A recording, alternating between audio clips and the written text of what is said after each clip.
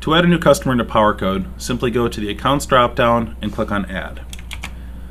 Once in the Add New Customer wizard, we can add the customer's information, which can include who they were referred by, their customer group, and their custom fields. So we can add as many custom fields as we want here.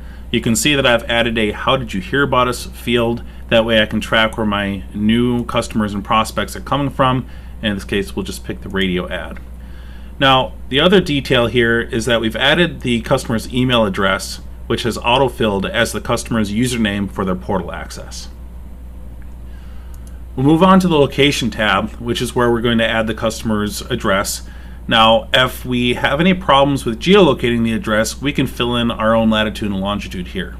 However, if we want the system to attempt to geolocate, we would just click Automatic Geocode. Moving on to the Map tab, we can see our network in correlation to where the customer's location is. And we can see that his shot to the Woodsville Tower looks pretty good. It's going to give us the distance, which is about 5.5 miles. It's going to show us the profile, which looks pretty clear.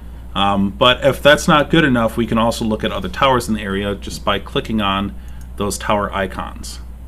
I think that first elevation looked better, so let's stay on that one. Now, from the frequency, I can see that we only have one type of equipment at a certain frequency on this tower. If we go to the North Lake Tower, there are a couple of options here. And what's nice about that is when you have the different access points on your towers, you can set them at different heights, so then the elevation profile will adjust accordingly. Now, let's say that this customer is pretty close to having a good elevation profile, but not quite. We can just add some extra height here in the customer height field, and we can use that if the customer is willing to build a tower, or if they want to put on a tripod and a pole to get a little extra height there. And that's helpful for doing a little bit of playing around with this profile. Once done, we can move on to selecting the satellite view, which I always advise, because then you can take a look for any obstructions in the line of sight. You can also validate whether or not the geolocation is directly on the customer's location. If it's not, you can just take this icon, click and drag, and move it on to the correct location on the map. After doing so, it's going to redraw the elevation profile. It's going to help us figure out exactly what we're dealing with here. On the Services tab, we have the option to select any monthly items, monthly internet, other monthly services.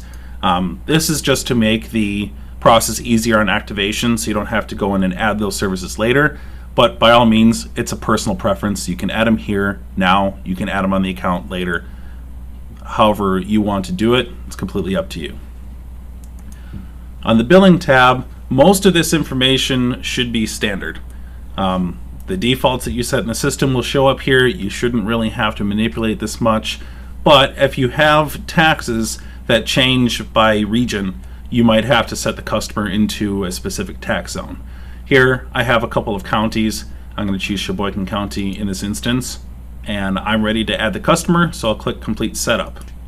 Now that we've successfully added this customer into Powercode, we're on the overview page. All the information that we entered into the customer wizard is shown here, and if we're going to communicate with the customer or set them up for install, we would do that all through this page. Thanks for watching, and you guys have a great day.